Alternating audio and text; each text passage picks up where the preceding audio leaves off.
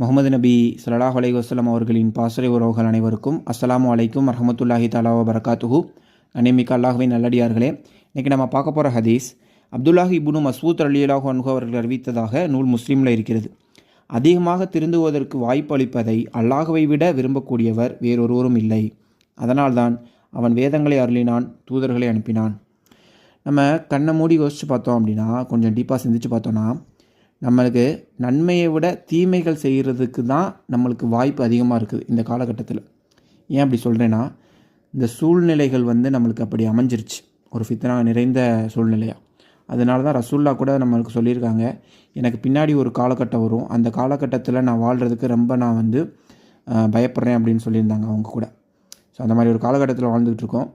So ரசூல்லாவுக்கு அப்புறம் எந்த நபிமார்களும் நம்மளுக்கு வரப்போகிறது இல்லைன்னு அல்லாஹ் சொல்லிட்டான். ஸோ நம்ம தான் காப்பாற்றிக்கிறணும், நல்ல வழிகளில் முன்னேறுவோம். பாய்.